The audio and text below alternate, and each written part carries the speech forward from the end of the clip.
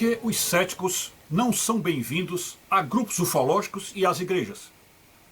Estamos fazendo este vídeo, de certo modo, rendendo homenagem àqueles que creem, que Jesus disse, de fato, bem-aventurados os que não viram e creram. Então é uma homenagem a esse pessoal. Agora, o que temos que partir logo para nosso raciocínio imediato, é de que quando a pessoa não crê, quando a pessoa é um cético, ela já tem a resposta pronta. Ela já tem a resposta pronta.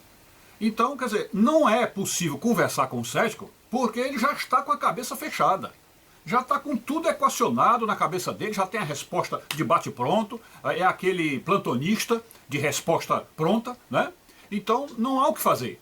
Então, vamos imaginar aqui um caso, por exemplo, de alguém que alega ter sido abduzido, né? Digamos que alguém diz, eu fui abduzido. Pois bem, quando essa história é passada para um cético, primeiro de tudo, ele não acredita em abdução, né? Não acredita em alienígena, não acredita em disco voador, não acredita em ufologia. Tudo isso aí são coisas que a ciência põe em dúvida, né? Então a ciência pondo dúvida, o cético também tem dúvida, quando não é de fato um negador completo da história. Então, uma vez que ele tem dúvida de tudo isto, ou nega tudo isto, na hora que alguém vem e conta um caso de abdução, ele imediatamente vai deduzir dentro dele, se não expressar, porque às vezes ele expressa isso, ele vai deduzir dentro dele que aquilo tudo é invenção.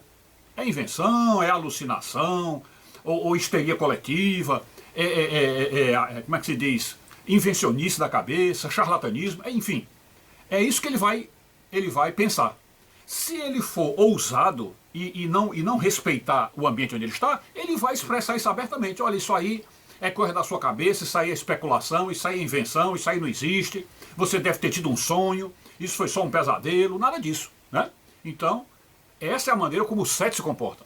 Isso que eu falo em relação à ufologia e ao caso das abduções. Mas o ceticismo envolve-se com tudo, com tudo, com tudo. A partir do ponto em que não crê em Deus, né?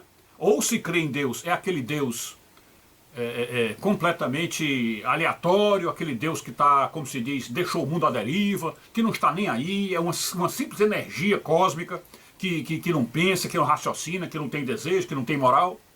Então, se ele chegar a crer em Deus, é este Deus aí. Mas fora disto, não crê em mais nada.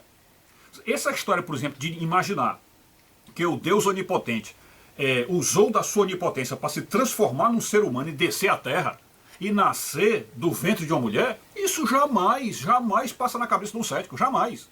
Então isso para ele é tudo coisa ridícula, que se é negado pela ciência, é ridículo, né? Agora, o mais importante também, de nós, vamos dizer, entendermos e aceitarmos ou admitirmos a convivência com o cético, é que ele será sempre aquele ponto fora da curva. Porque quando você lida com várias religiões, ou com todas as religiões do mundo, existe uma série de pontos em comum, ou pelo menos as religiões partem de um ponto comum. Qual é o ponto comum? É de que existe o sobrenatural, existe algo além desta vida, esta vida não se resume apenas à carne, a carne, o sangue e os ossos, não se resume só a isto, né? E que há alguma coisa além, né? Se podemos até talvez dizer que 99% das religiões acham que neste além existe um Deus, existe um Criador, existe o transcendente, né, o superior, o infinito, né? Então, quer dizer, com as religiões a gente consegue ter alguma convivência que dá para ir levando, dá para a gente conversar, né? Mas com o cético não. O cético, ele já tem a resposta pronta, a resposta pronta dele é que não existe, o que você está falando é invencionista da sua cabeça, e aí vem a segunda parte, é quando o cético, que é ousado, que é atrevido, ele vai ao próprio público, ele vai ao próprio povo que está ali, ao grupo, e ele chega e desrespeita a pessoa, desrespeita aquele depoimento, desrespeita o testemunho, e diz assim, cadê as suas fontes? Você tem fontes, você está tirando isso da onde? De onde é que você tirou isso? Quer dizer, prove aí com fontes. Aí veja que a questão agora será definido desta forma. Agora é assim que quem tem que responder. Veja bem, quando o cético pergunta pela fonte, nós temos duas respostas, somente duas respostas. Quais são as duas respostas? Primeiro que a fonte que nós temos para expressar a nossa opinião é uma fonte que pediu sigilo. Então essa é uma das formas de responder o cético. A fonte pediu sigilo. Por quê? A fonte pediu sigilo porque a fonte já sabe que quando o nome dela entrar numa reunião de céticos, essa pessoa será desmoralizada.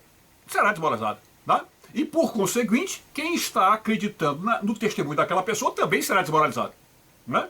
Então, a resposta é essa. A fonte pediu sigilo. Isso já deixa os céticos putos da vida, porque perceberam aí que não alcançaram aquela coisa. É como se dissesse, olha, você é um ignorante, você não conhece. Eu tenho uma fonte que você não conhece. Né? E a segunda resposta ao cético qual é? É a gente claramente dizer, não lanceis pérolas aos porcos. Como Jesus disse, não lanceis pérolas aos porcos. Quer dizer, a gente não deve falar, vamos dizer assim, confessar nossas fontes. A gente não deve contar como a gente conseguiu aquela informação para indivíduos que não merecem ouvi-la. Para indivíduos que não merecem ouvi-la, que não merecem saber. Então são as duas respostas aos céticos. A fonte pediu sigilo e a mensagem é para ser mandada para quem merece recebê-la. Ok? Então esta é a maneira de lidar com os céticos. E o resto que se lixe. É desta forma e pronto.